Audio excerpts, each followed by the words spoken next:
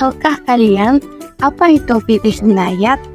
Jadi, kata jinayat dalam bahasa Arab merupakan bentuk jamak dari kata jinayah yang berasal dari akar kata jana yang berarti melakukan dosa. Secara etimologis, jinayah mencakup berbagai jenis perbuatan yang dianggap salah, baik yang disengaja maupun tidak, yang dapat merugikan jiwa, fisik, maupun harta benda seseorang. Dalam istilah syariat, jinayat atau tindak pidana merujuk pada perbuatan yang menganiaya rugi seseorang, yang mengakibatkan pelakunya wajib menerima hukuman tertentu seperti qisas, diyat, dan kafarah. Fikih jinayat ini merupakan cabang ilmu dalam hukum Islam yang membahas tentang hukum-hukum syariat dan tindak pidana. Tujuannya yaitu untuk menjaga keamanan, mewujudkan keadilan, dan membina moral. Jinayah ataupun yang dikenal dengan hukum pidana Islam merupakan bagian integral dari sistem hukum Islam yang berfungsi mengatur perilaku individu dalam masyarakat. Sebagai bagian dari hukum Islam, hukum pidana harus berlandaskan pada sumber-sumber hukum yang telah ditetapkan, yaitu seperti Al-Quran, Al-Sunnah, Ijma', dan Qiyas. Setiap hukum yang diambil dari sumber-sumber ini wajib diikuti, dan urutan penyebutannya tersebut mencerminkan kedudukan dan prioritasnya. Al-Quran menjadi sumber utama dan pertama yang dijadikan rujukan dalam menanggapi suatu peristiwa. Jika hukum suatu peristiwa tidak ditemukan dalam Al-Quran, maka pencarian dilanjutkan ke Al-Sunnah, yang mencakup praktik dan ajaran Nabi Muhammad SAW. Apabila tidak ada dalam Al-Sunnah, Ijma' atau yang kita sebut dengan kesepakatan para ulama akan menjadi rujukan selanjutnya. Terakhir, jika tidak terdapat dalam Ijma', hukum dapat ditetapkan melalui qiyas, yaitu analogi dari hukum yang sudah ada.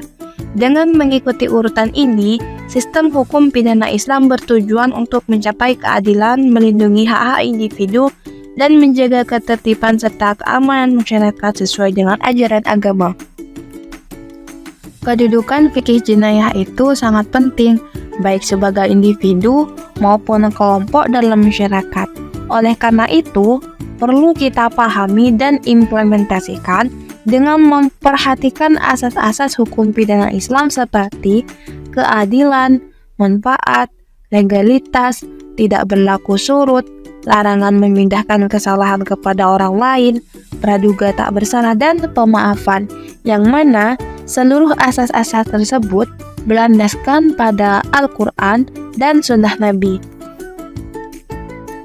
Tujuan hukum Islam terdapat 5 aspek yang diringkas menjadi maqasid al-syariah. Yang pertama yaitu pemeliharaan agama, yang mana hal ini mencakup pelaksanaan ibadah, penerapan nilai-nilai moral, dan pencegahan terhadap segala bentuk tindakan yang dapat merusak keyakinan. Yang kedua yaitu pemeliharaan jiwa. Setiap tindakan yang dapat membahayakan jiwa seperti pembunuhan atau penganiayaan sangat dilarang dan diancam dengan hukuman berat. Yang ketiga yaitu pemeliharaan akal. Hukum Islam berusaha untuk menjaga akal dengan mendorong pendidikan, pencegahan terhadap konsumsi bahan-bahan yang dapat merusak akal seperti alkohol dan narkoba. Yang keempat yaitu pemeliharaan keturunan. Hal ini mencakup pengaturan mengenai pernikahan, keluarga, dan hubungan antar individu untuk memastikan keberlangsungan generasi yang baik. Dan yang terakhir, pemeliharaan harta. Hukum Islam menetapkan norma-norma yang mengatur kepemilikan dan pengelolaan harta. Hal ini bertujuan untuk mencegah pencurian, penipuan, dan tindakan yang merugikan harta orang lain, serta mendorong keadilan ekonomi dan distribusi kekayaan yang merata. Demikian mata pelajaran hari ini. See you next time, guys.